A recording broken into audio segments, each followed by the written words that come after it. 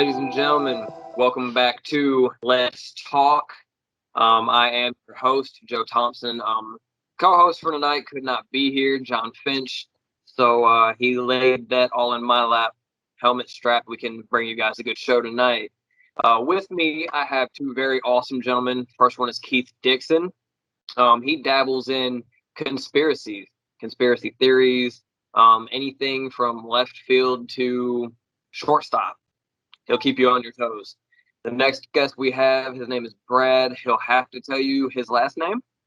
Would be Stagliano. It's Italian. Yep. I didn't want to butcher it, so that's the pronunciation. Gentlemen, so good to have you on tonight. So awesome for you to be here. Tonight we're going to talk about conspiracies. All right. We talked a little bit about the show beforehand, so they kind of know what to expect. But the first I want to touch on is a little snip I found, and it's called Queen Elizabeth I was a man. Some believe Queen Elizabeth I died as a child, and to prevent the end of the royal line, she was replaced with a young boy. This theory is said to explain why the ruler remained chaste throughout her reign. That being said, which one of you wants to take this ball first? Well, it's probably the strangest one I've heard in recent times. I haven't touched upon it myself. Given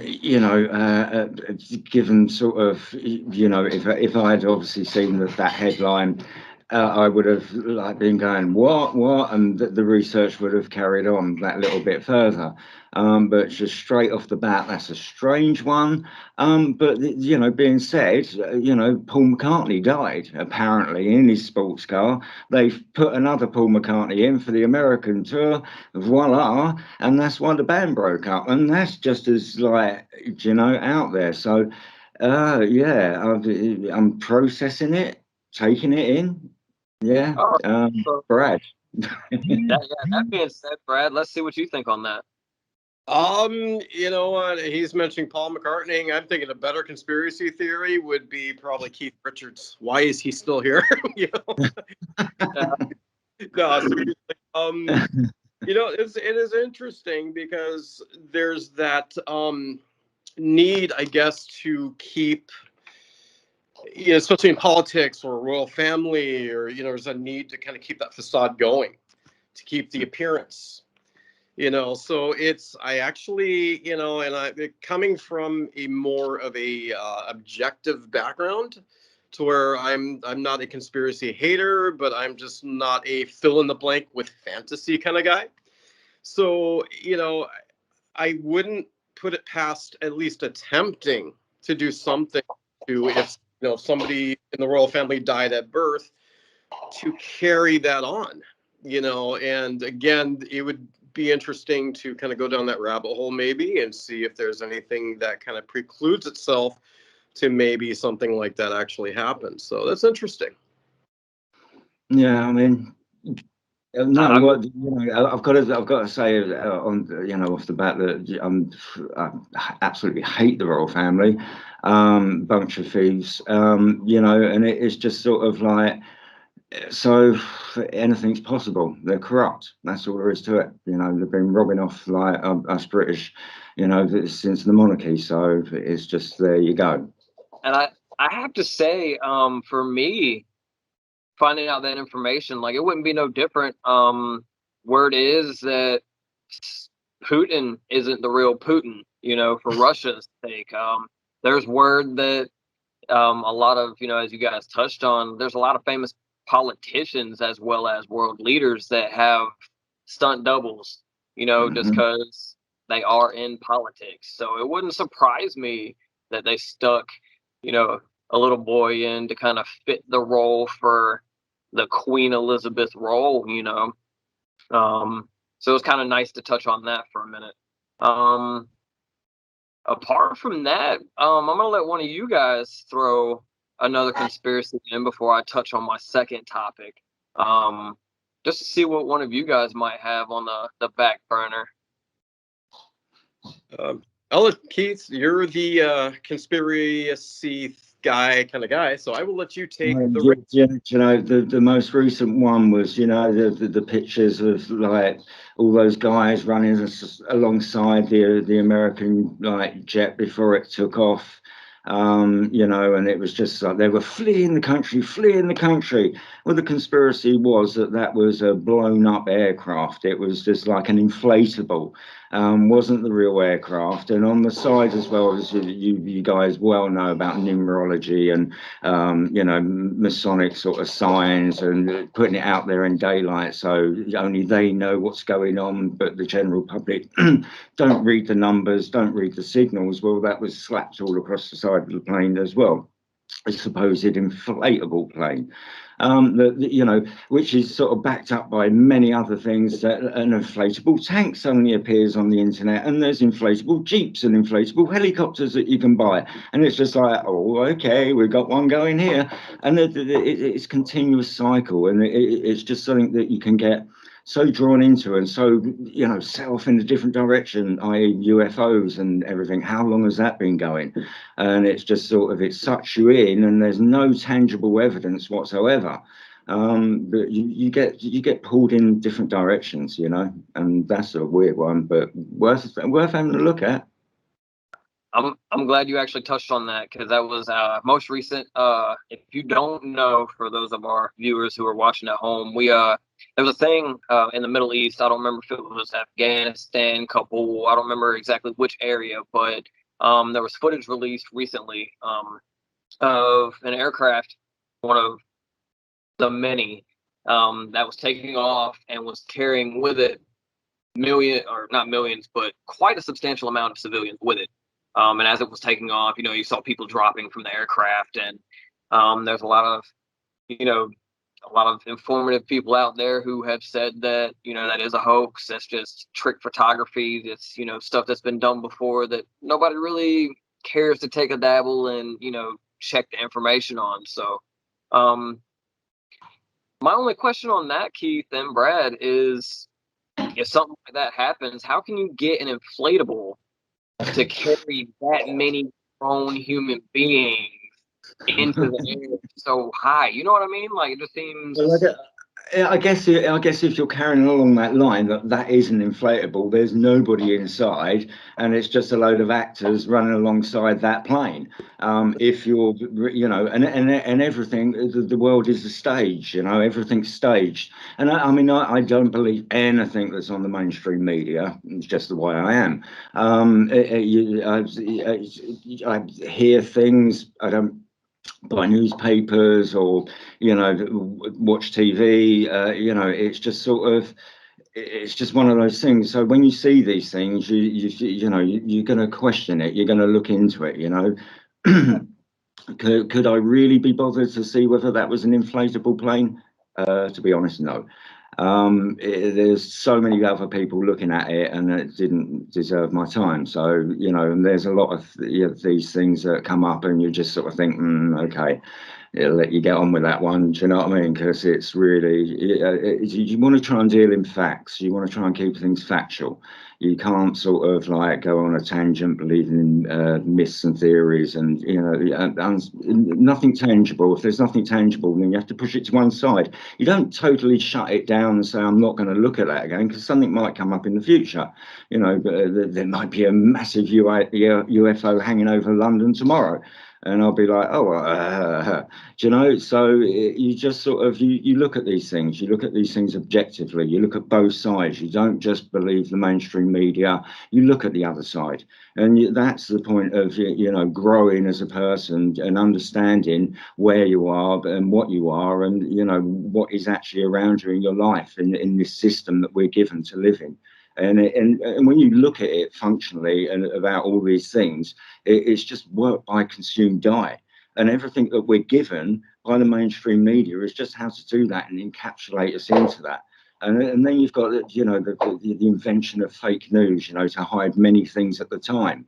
And so now we're all classed as conspiracy theorists, a word that I hate, a word that is supposedly derived from the CIA. So you've got to sort of take into account that we are just given all this information, and people don't look at the other side. you know. So it's good that there's people that actually do. And no matter how crazy the conspiracy theory is, at least it gives you an option to, think with your common sense. Look at this. Yeah. Nice. So we've heard a little bit from Keith on that subject. Brad, I'm gonna wheel it over to you, buddy. It's new information. Just to kind of make it clear for the viewers out there, it's new. I kind of sprung this on these gentlemen last minute. I heard great work. Yeah, you're welcome. So yeah, Brad, take it off, buddy. Let's see. What do you think? Yeah, definitely. Okay, so here's where I am going to kind of bring this down a notch a little bit here.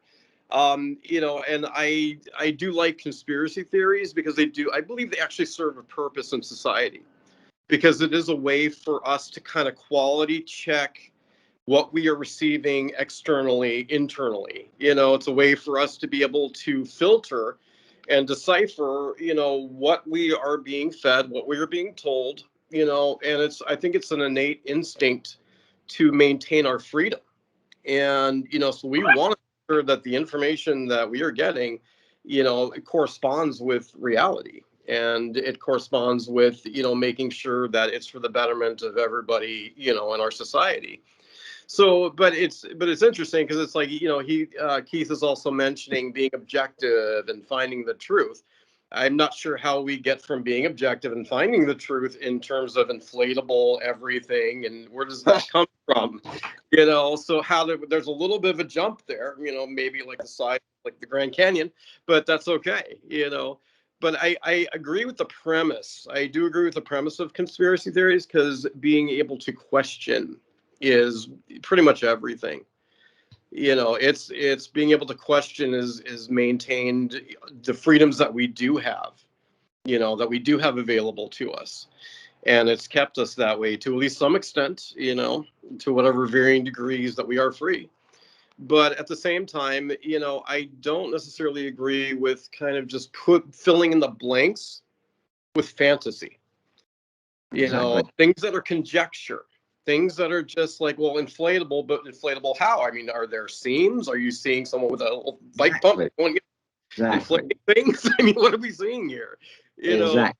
Yeah, So you would ask yourself those questions when you're confronted with the information. And, so that stuff flashes up in front of you, and you obviously objectively think, you start thinking, well, how's that bloody possible? Do you know what I mean? There was people hanging off the bloody thing. Do you know how are you going to hang off? And so your mind's just constantly working. Like I said, it's just sort of like you have to tread carefully, because there are so many, out there. There really are. So that being said, I have to ask, do you think it's out of the realm of possibilities that someone would go to that length to make something that just, I guess. Well, they said they went to the moon, so hey. I mean, we can definitely touch on that here in a little bit. But yeah, I mean, I don't know. For me, I guess it's all, whether it's trick photography, trick video, inflatable aircraft, whatever the case may be. The question still lingers. It's just from what people see, you got real people hanging off of real shit in the middle of the air. So I mean, it's half a dozen and six in the other. You just really gotta, I guess, to touch on Keith, you gotta look for yourself. That's kind of what we try to let others, know. If you can't think out of the side of the box for yourself, you're always going to get tripped into one side or the other, whether you believe in that said path or you believe in something else that, you were taught growing up. It's just something that you have to take and run with no matter what you decide. Yeah, I think that's a good point. Like indoctrination, because, like you mentioned, in terms of what we believe, and indoctrinations, it tends to be, it has kind of become a 5-cent word. Unfortunately, it's become kind of just easily thrown around, and, well, you are indoctrinated. It's kind of like this put down. You want to know what the truth about indoctrination is? If you weren't indoctrinated, Keith, you wouldn't know how to get up out of bed in the morning, put your shoes on, and go wipe your ass and brush your teeth.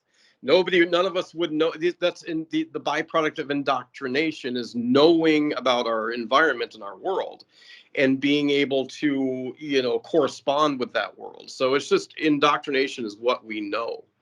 And Yeah, but anything that's evil. Yeah, but that's the information that we're given, and Yeah, of course. So we just sort of learn by that, and then but we never question that there's the other side of the fence or the other side of the coin, which there always has been, and we're so sucked in from the mainstream, from the start, from our schooling and everything else, and we're given everything on the news and in our television programs that are so twisted by design to twist us by design. So questioning everything is a good thing, but sometimes you can be questioning the wrong things because there's more important things to hand. We all know that there's corruptions in wars, and there's always a reason why the leader's overthrown. And if you look hard enough at the subject matter, you're going to come out with stuff that you weren't told by your BBC. A totally different narrative from what you're told from your BBC, but you've got to go look. You've got to be prepared to look on the other side of the fence. But people do take it a little bit too far sometimes. Yeah. Oh, yeah, I agree. So, I mean, the whole common base for conspiracy theories is they're trying to cover up something bigger. I mean, if you think about it, all the greatest conspiracies are designed and blueprinted to cover up something even bigger that the world's been paying too much attention to, i.e. the media, i.e. social media, Facebook, whatever. So that's something kind of neat to think into as well. It's like we touched on before. If you don't have a brain enough to think outside the box and actually look into certain ideologies or methodologies, or in this case, conspiracy theories, you're probably not going to get very far on your own. So that being said, I've got another curveball for you, gentlemen. It's another headline I'd like to read, give you a little bit of info about it. Amelia Earhart.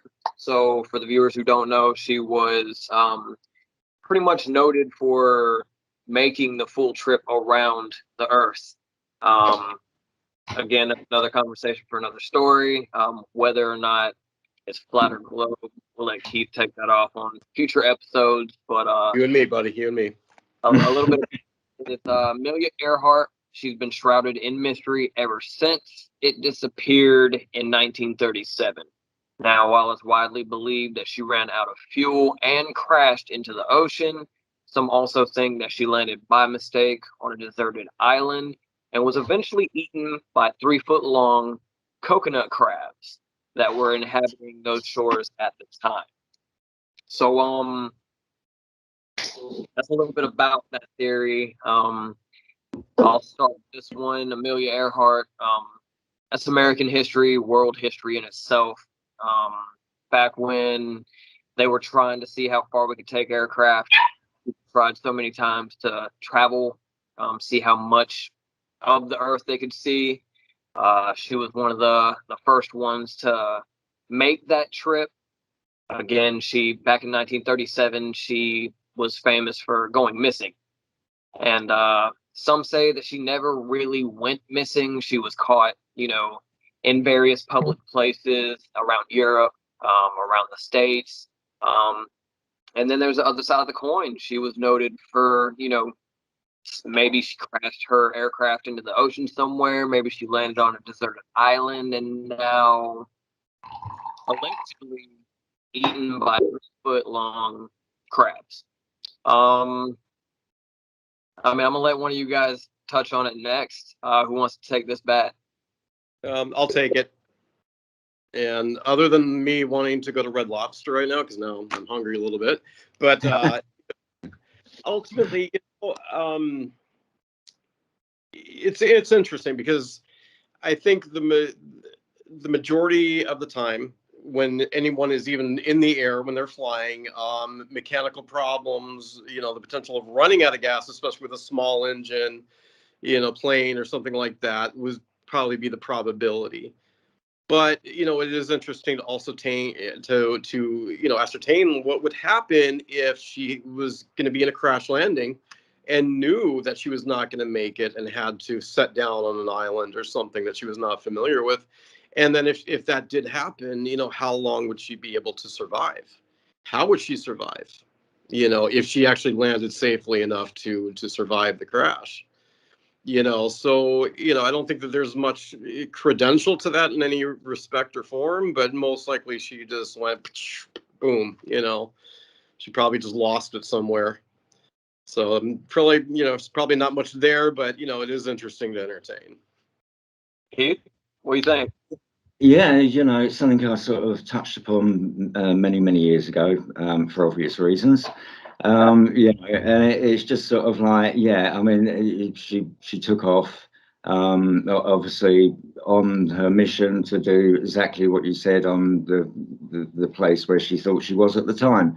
And yeah, so I just sort of like, as Brad said, it's just like sheer speculation what happened. One would hope that it was like so quick, you would hate to think that she actually had to put down somewhere and never got found. As far as sort of like seeing her after her death and it being, they said that about Elvis, and they still are today, probably. I haven't checked recently, but this sort of like stuff it continues. It sort of snowballs. But and as the years go by, all you're left with is the true evidence that she took off that day. Yep. So, I mean, that being said, there always begs the question. Nobody was ever found. This is pre-World War II era. 1937 was the supposed date. So, that span probably lasted 2 years. I don't remember the exact start date, but it was pre-World War II. Those of us. I mean, she would have been flying over an incredible vast amount of water, which even now we can't get a radar to or anything like that. So don't even say satellites. But it's just sort of there are these far reaches of the seas that if she went down there, then they're never going to find her. Vast amounts of ocean. Yeah, I think that we're kind of stuck with what we have as far as written history or as far as the folklore or the story. I think that's kind of where it stops, unfortunately, because there's just not much more after that, And then, I will kind of segue a little bit, though, because this kind of brings us to an interesting juncture because, in terms of recent history, I think it was like the late 90s, early 2000s when we started to realize that a lot of the stories, a lot of what we've been taught through, history and through the educational system, that not everything is fact. Not everything is factual. In fact, a lot of what we've been handed was folklore, and this brings us to something interesting because this is where I think conspiracy theories do come into play. And I think that's where they serve a purpose is to, okay, so now we've got to go back to these points in history, these things that have been taught and articulated to us in kind of a curriculumized educational system. Mm-hmm. And you know what? I think it's maybe we should kind of go back and not necessarily fill in the blanks with campfire fantasy and Sasquatch and this and that and everything, but at the same time, I think we kind of need to take a good look at what has been fictionalized and what is actually where we may be able to pick up where things were left off and find, what may have actually transpired through history instead of just passing along folklore as truth. Very true. Very true. I definitely, agree with that. It's like you said, it's pre-war era, and there was so much damage and carnage in World War II, followed by Korean War, Vietnam War, so many countless wars afterwards. So War. yeah, it's hard to say, what truly lied behind some of those, few conspiracies, such as the old Goldies, Amelia Earhart getting lost, there, whether or not there is a Bermuda Triangle out past, the Caribbean islands, nobody ever really knows. And So there's a conspiracy theory about that might interest you, and it's like that's where NASA land all their like disposed rockets that they're not really sending to wherever, and so it just goes on, intensifies. They sort of like, loads of aircrafts go missing there, but there's also this, that's where they chuck all NASA stuff, that's why you can't go there, that's why it's so bloody dangerous, and so you gotta look at these things objectively, because some of them sort of like but the oldies, they're definitely like ones to sort of like ponder. Yeah. But yeah, for sure. I was doing a little bit of research, kind of. That's why my camera was acting all crazy, because I found another theory that will go right up both of your alley, and I think this might spark a pretty genuine debate. We touched on, I know Keith mentioned satellites a few minutes ago. Are both of you familiar with the Black Knight satellite? No. No? No. Okay, so just a little bit about it. There is word that the Black Knight satellite is secretly an alien spacecraft, and it says conspiracy theories are wary of a space object that has become known as the Black Knight satellite. And while experts at NASA insist it's just space junk, some believe it's an ancient alien spaceship. So, I mean, that throws us into, I don't want to touch on this specific subject in the way Keith is like thinking, because there's only to do with that. But I believe there could potentially be an alien race. I mean, what do you guys think? Brad? Okay. You know what? I would tend to kind of not necessarily agree with the whole satellite thing, but I do agree with the alien race aspect, because I think we would be foolish, and we would also be very, very naive to think that we are the only living beings in existence. And this is the one area that I will go down the rabbit hole, because there has been too much. There has been so much throughout the last like 40, 50, 60, 70 years of things like sightings and Area 51s and things, like areas where things have been, maybe conducted, things have been going on and kind of maybe even hidden.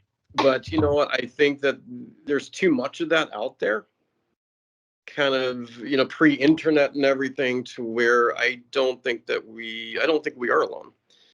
And I don't mean that like in, X Factor type of way, but I think that, we're biologically, we're not the only living creatures, even on other planets, because other planets that would have, and we're not going into the planets are imaginary and government, and I'm not going into that. No, don't slap me. It's all good. I will say only because I see Keith antsy in his chair. I know. Let him touch on this, because if I don't, his head might explode, and then we won't have a guest for our another segment. So, Keith, where'd you go? I'm interested to hear this, my friend. Let me hear it. Guys, listen, they're pushing it hard. They are pushing it so hard recently. And yeah, when you're sort of like, it's just.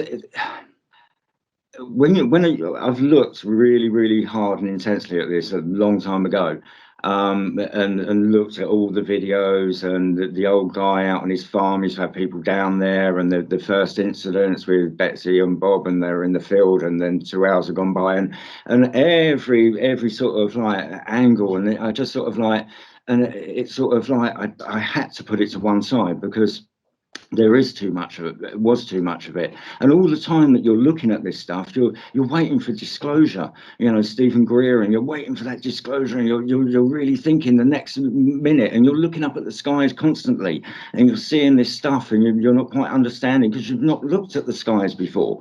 You know, this is the first time you're looking up in your life. You're waiting for these aliens to come down. They've got to be there. There's Area 51. It's just got to be true, and the U.S. government are going to have to release the documents. They're going to be out any day. They're going to be out any day. And these documents came out from England. And then to make the matters even worse, they had black marked big sections of these documents. So the conspiracy theorists are just like, oh my God, what are they hiding there? And, you know, so there was a disclosure to a certain degree.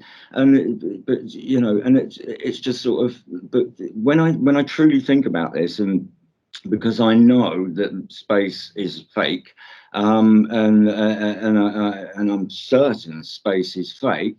There has got to be, you know, if any tangible evidence, you know, and I pushed it to one side and not shut the door. And I thought, well, if it could come from anywhere, it might come from another hole in the sort of thinking that I have that, you know, is obviously the flat Earth.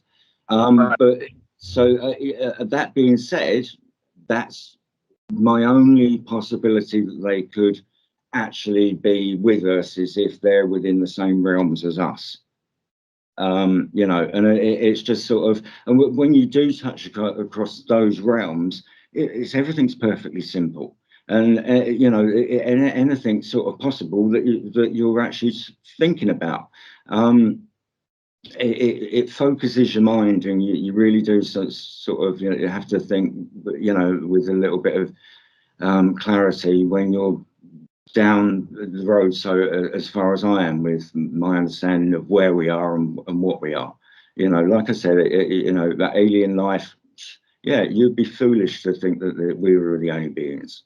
You know, that would be just, you know, not thinking logically. So yeah, I mean, I hold that thought, but maybe put it in a different light, maybe research other areas and possibilities. That being said, you know, from both of you gentlemen, there's so much evidence, um, kind of that could lay in both sides of the spectrum. Um, you know, as of a couple of examples, the pyramids, they are gold capped for the sole reason of early electricity. Apart from that, you have all of these different societies recording all of these different sightings of greater beings. And then I didn't want to dig into this because it's such a touchy portion of conspiracy theories, but I've also dabbled in different religions, and they all have basic similarities. You know what I mean? So it's kind of, is it really out of the realm of possibilities that space and otherworldly beings could be a thing? You know, I mean, maybe these, you know, the early races were seeing the creators as they still visited us and, you know, nurtured us and led us on our way. Maybe this is what they saw.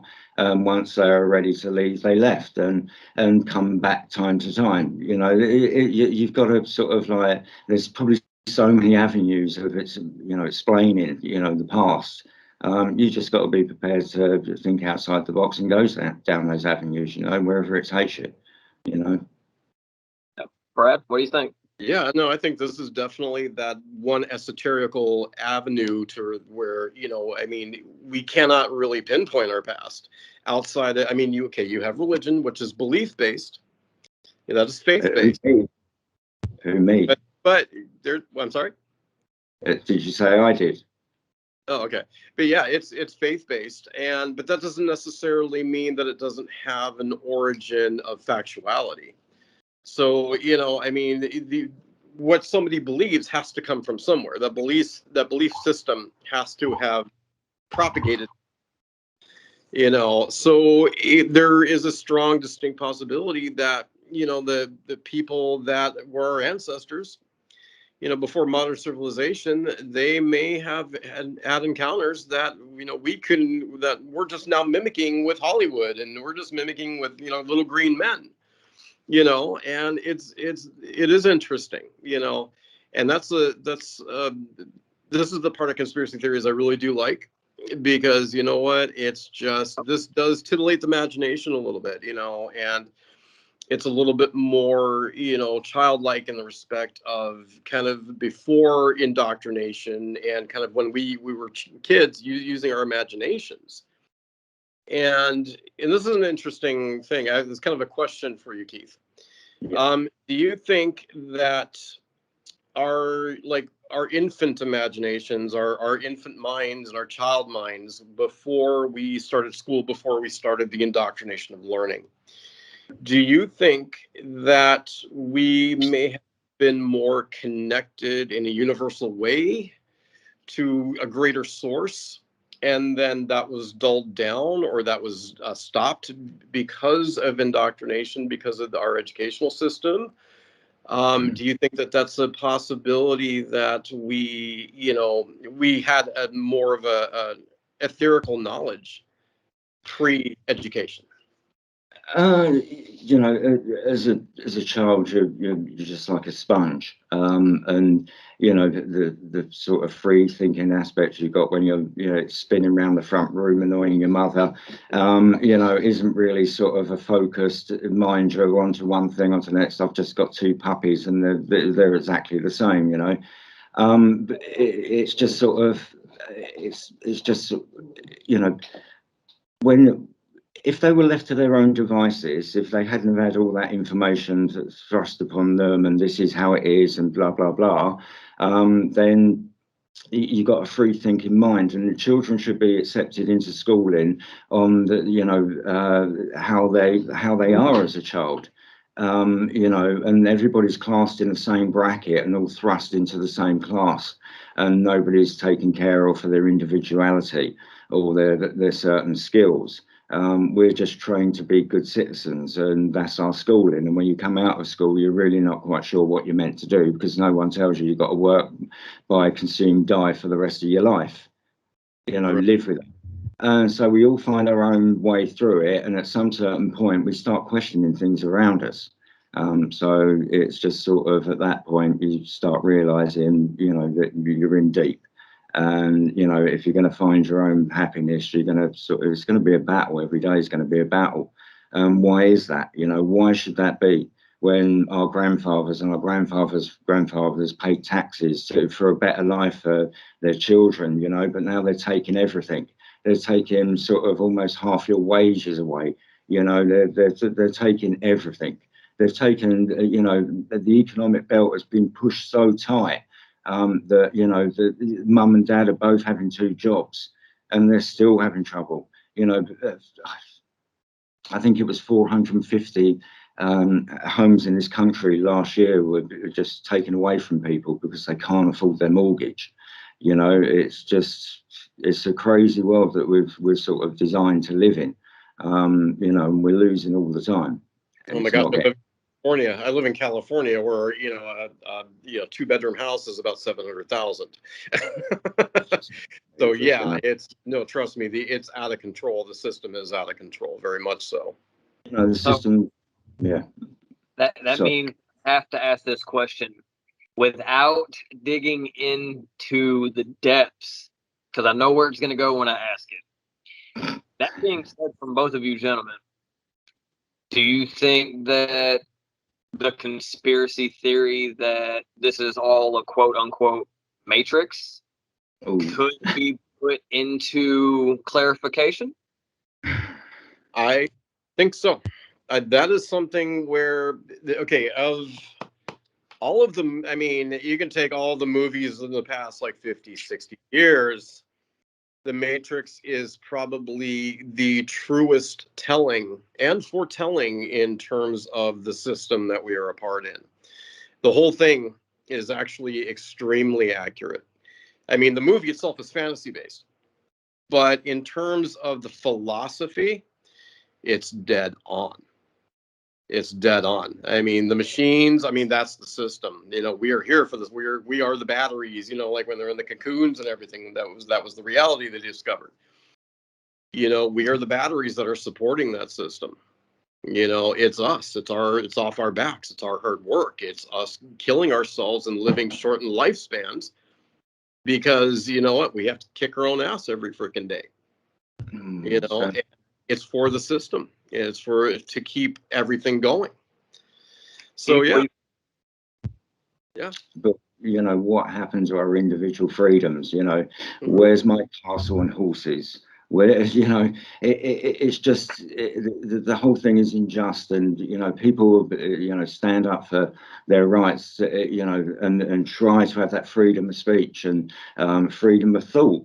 But you don't get the chance to have freedom of thought because you're so, you know, embroiled in the rat race and so embroiled with, you know, the little things in between. You know, so when you actually get a break in your life to sit back and think how us three have about stuff like that, we've been very lucky to question what's around us. Because most people don't get that opportunity, and they're walking blind into whatever situation you know, is put in front of them, and they accept it for what it is. You know, the BBC have got a lot to answer for. You know, for many years, and the same propaganda comes from your, you know, news shows out there. It's scripted. You know, life is scripted. Hollywood, you know, what has everyone made out of? Hollywood. It's all a spell. We've been spellbinded since we've been children. We've been, you know, that has been our indoctrination. What they show you in the movies is preparing you for what's to come. You know, so it gets into your psyche, and you're quite expecting the next pandemic or whatever it may be, or catastrophe on a plane that might hit a building or whatever. It was all in the movies before these situations. So you've got to ask yourself, are they just like flashing that wand and mixing with your mind just so we're all accepting? Oh yeah, that stuff happens. How do I know that happens? Because I saw it on the movies. Oh, and I also saw it on the news last night. It's got to be real, you know. Life, or you know, life imitate art. There we go. That's that question. So it just kind of leaves the fact. I touched on this on our last show. Keith knows. So it kind of just leaves the fact. I heard a quote from Denzel Washington, as a matter of fact, and he was just like, "Whoever's got the story first is the one that everybody huddles to. They don't necessarily care anymore that it's factual. They just the first story that they can get their hands on and sell is the one that sells. And instead of just fact checking anymore, everybody's just like, oh, that's got to be true because that's what they tell us. So, I mean, it just there's so many things, whether it's, you know, are we a matrix? Is the world flat? Which we'll touch on later in coming episodes. Yeah, that's what we're going to like. Yeah, it's such a great thing, you know, to have good, honest debates, especially when there's so many conspiracy theories that will take you down so many different paths. So that's definitely awesome to touch base on.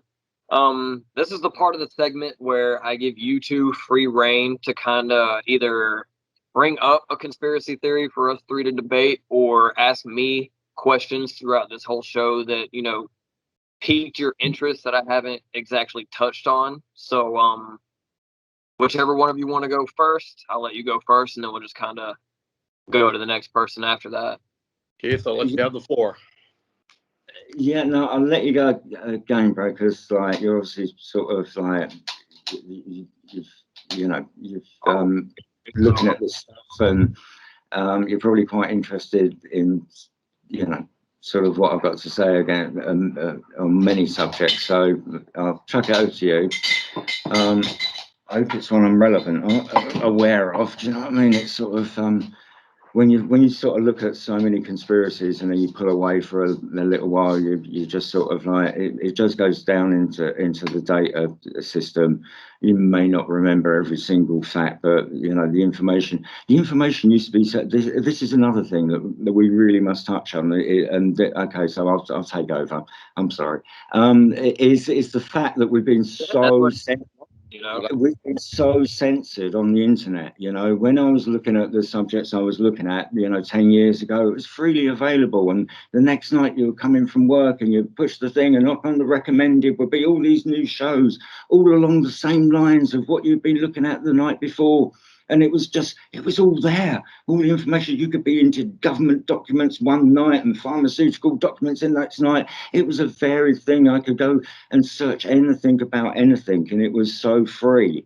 And then they started censoring everything, and then everything started disappearing, and channels started to be, blocked and taken away and demonetized. And so that is just so apparent, and it's got to be something that you guys have noticed along the way, which is not really, it just shows how confined things have got, even in the research of trying to research a conspiracy nowadays about the planes, and you're going to run into problems. We Google everything. It's really not the place to be looking for information.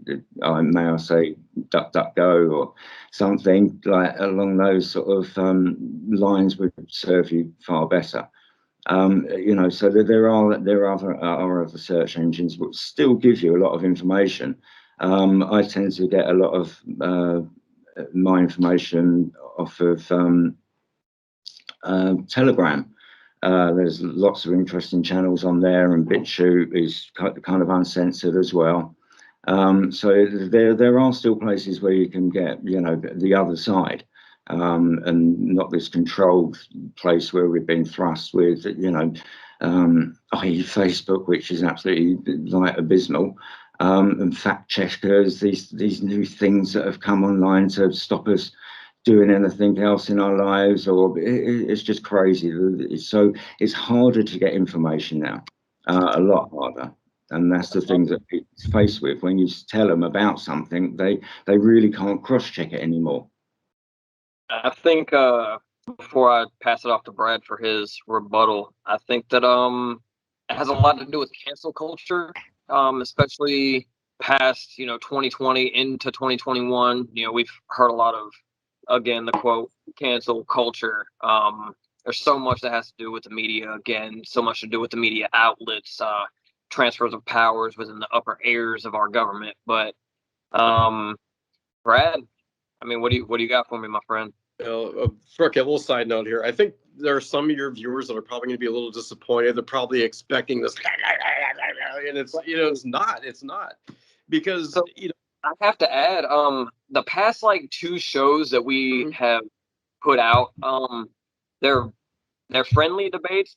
All of our shows try to be super friendly debates, but as Keith saw last time, they tend to get a little bit heated because we're all so passionate about what we've absorbed over the past, for me, 30 years, for Keith, a lot more, for you, a lot more. It's just when you get that much information together, sometimes it gets a little bit warm. So yeah, when you're 800 years old like me, I mean, my God, I mean, if you sat behind Jesus in second grade, there could be a reason behind that. Yeah, it's true. True. No, what I will say is that I think we are in a very interesting and unique time. I mean, we are literally at a crossroads right here, very much so. Because never before, I mean, you think about it, the internet, as far as we know it, as far as our usage of it in terms of the general public, as far as that goes, the internet's pretty much a teenager at this point, late teens, early 20s, and we're starting to kind of, find ourselves at a point where we've got an availability, we've got a plethora of information at our fingertips, and it's instantaneous, but then again, that comes with its own problem. Because now our information is not just controlled in terms of, the media, in terms of watching TV and radio, but it's also, it's also wildly out of control and has kind of lost its foundational point of objectivity, because now everything can be infused with conspiracy. that may or may not be factual. It may just be fodder for the imagination. It could also be curriculumized to where, or agendaized to where it's specific to, a group or a party's idealisms and theologies in terms of what they're trying to accomplish. So it's very hard. I mean, this is an interesting juxtaposition that we're at right now because, what do we do with all of this information now? How do we filter it? How do we decipher? The one thing here's my view. This is how, going forward, I will, this is how Keith will, get to know me a little bit more too, in terms of how I process things. To me, I think of it like a pendulum. Okay. A pendulum has 3 points. It's going to be dead center. It's going to be extreme left, extreme right. Okay. So when you swing that pendulum, it's going to go extreme, dead center, and then extreme. Okay. And how I process information personally is I like to be dead center, because dead center is an objective view and you can draw from either extremes. So somebody who's just more favorable towards, okay, the government's, everything's a lie, everything is corrupt, human nature is corrupt, so then therefore nothing is true, nothing is believable, it's all, we're being duped somehow, some way, somehow, so then there's going to be a tendency to be at an extreme, and then the rest of the information is drawn from that extreme. And so it's kind of objectivity loses its value when you are based at an extreme. So to the best of my ability, I like to stay at a neutral point, so that way I can draw from either to where I can make the best appropriate decision. Because here's the thing. If and no offense, but if someone's just completely spun out like a rabid meth head with conspiracy theories, it's kind of a disempowered place to be. Because then again, because you can't distinguish, because then you've given up that ability to distinguish, because everything's a conspiracy. There's nothing that's true. So you don't have you kind of give up that ability to ascertain, and be able to filter, the information. So, never mind what you think is bullshit and what you think is just, organized control. Because there's no distinguishing it. Then it's all just organized control, and there's nothing is true. And how do you know you're even breathing and alive? Because it's like it becomes kind of just a giant head trip, in a way. Keith, I'm gonna let you not only respond to that, but I feel like you have one or two more rebuttals for what he just said. And then I have a question for you both that'll kind of either ring a bell or it'll kind of leave you guessing for a minute or two. So, Keith, go ahead, my friend. Yeah, it's just sort of,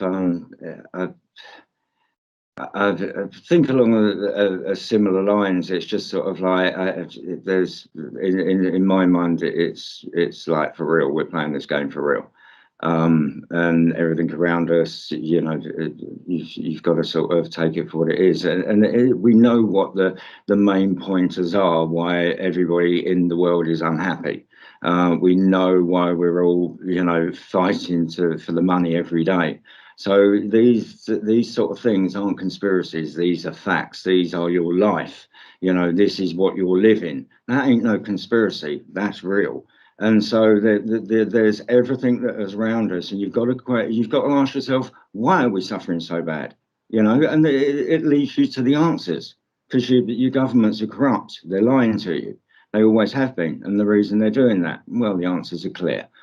So these aren't conspiracies. These are facts, and there's the paperwork. There's some history. After all, that only the winners write history, so the rest gets scrubbed. So it's very hard to pinpoint bits and pieces, because all we've got is what's presented to us. But you've got to understand that the main point that any of us would be questioning anything is because there's something wrong.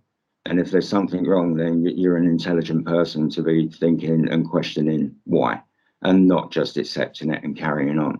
So, there's important, stuff out there, but our lives is not a conspiracy. And what's happening to us and what we've been put through is not a conspiracy. It is real. And there's people fighting for our freedoms. There's people out there marching in Australia today, getting taken down by the police hard for just trying to speak out and fight for their families, fight for their children, fight for their freedom.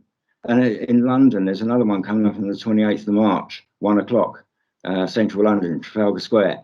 And there's going to be over 1 million people there. But does the press ever get to see that? No, they don't.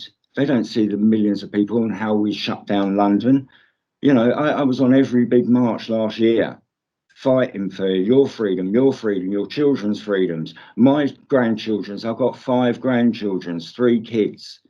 And this is what a reality is. Conspiracy this, conspiracy that. But you got something that people would say, oh no, that's a conspiracy about your government. No, it's not. You're living it. Time people wake up. One point to that. Sorry, if I could just add one quick point. Oh no, you're right. This is going to seem kind of left field, and it's going to seem like, what does this have to do with the price of tea in China? But it does parlay into this. Okay, it makes sense, and I'm going to kind of piggyback on what we're on to right now, and it'll make sense why I'm asking this. Okay, I work in the financial industry. That's my main gig. Okay, and it's because I have been around the industry, because I have become aware of it, it's kind of clued me into certain things. And one thing I want to say is not everything is a conspiracy. Some things are, a lot of it is actually structural. Things are actually built into our system. And it's not a matter of conspiracy. It's just a matter of being aware and cognizant of these things that, if we are aware of these things, we could actually hedge the system to our benefit, not in a selfish way, but we can hedge them to have a better quality of life if we understand these things. And one thing that kind of clued me in, I discovered this, and I was just like, I realized we don't really pay attention very closely. We don't pay attention. I mean, here we are digging so deep in these conspiracy theories, quote unquote, and yet we miss the very finite things that could actually improve the quality of our lives if we were aware of them and how to actually hedge them to our benefit. One thing I'm going to ask both of you, it's going to seem like out of nowhere, it has nothing to do with anything here, but the word mortgage. What does the word mortgage mean to you? You've been lent a property. Okay. You're never going to own that property, ever. Right. That's an aspect. That property wasn't brought with, funds or money. It's just numbers on a screen. That's what it means to me. Okay. And Joseph, what does it mean to you? Oh man, I don't know the definite because I've looked into it a little bit, but it's just nothing more than paying the bank back money that they had given you to purchase your home and or land in the first place. Okay. No one is wrong here. But I will tell you, so this is where the power of paying attention to words, and this is where I'm trying to go with this, because things are more systematic than I think we realize. The word mortgage, it's prefix and suffix, mort and gauge. Okay.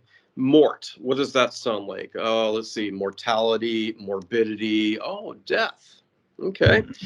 Gauge, which is the suffix, would be technically an agreement or a measurement. In terms of a mortgage, in terms of financial language, that would be a measurement of time. So basically, and it's also is an agreement, a signed agreement. So when you are signing a mortgage, you are signing an agreement until death. That's what that word actually means. And that is pertaining to the amortization of the interest in the loan, compound interest, meaning that what you are signing is debt that's never meant to be paid off. It's meant to outlive you. So, and the reason I'm bringing this up, and I just like, what was he talking about? What's he talking about mortgages? But at the same time, what this is really pertaining to is just the way that the system is leveraged. And it comes back to the matrix, and it comes back to the understanding that we are basically here to support the system. You know, we are more valuable to a mortgage company, completely indebted to them and defaulted to them, than them never having known our name because we don't have a loan with them. So, you know, it's just about leveraging. And if you understand these things, and it's like, wait a minute, I need to put myself in a gainful position to be able to pay these things off, to get out from under them, then you start climbing, you start climbing, you start climbing. And then to a certain extent, you are able to buy your freedom to a small extent. Now, you're never able to actually buy it, though, because real estate, real is of the land. The land. You get into the whole aspect of debt, and then you become, you know, then that rabbit hole of debt free, that whole lifelong battle. So, exactly. So I have to ask both of you gentlemen, to kind of round it out a little bit. Ever since everybody found out that you can edit information on the infamous site Wikipedia. Now it has been known that you can edit information on the internet as a whole because, surprise, surprise, it's the internet.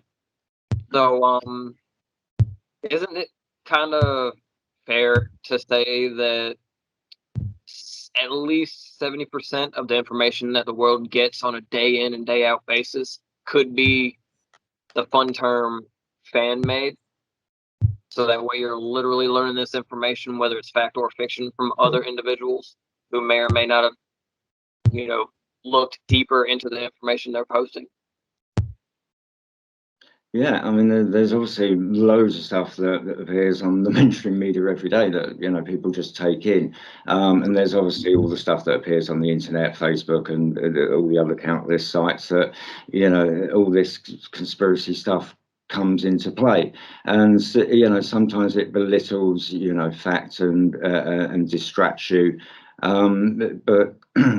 Even so, it's like Brad said, if you're thinking, objectively, you'll look, you've got to sort of, but yeah, it's definitely changed everything, absolutely everything, absolutely everything. I'll say, before Brad brings he brings his answer in on that half of the question, is I was born in '90, so not technology rather, but the internet didn't drop till early '90s to mid '90s, if not later.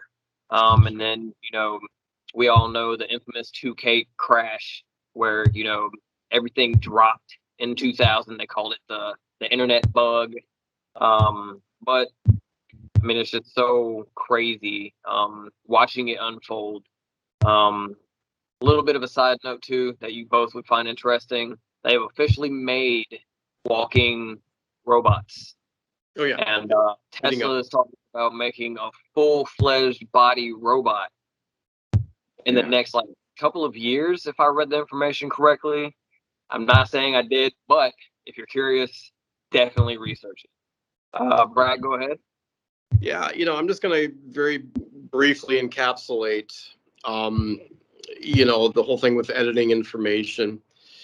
The whole thing, I remember, growing up, I always heard, oh, big brother, it's the government, big brother.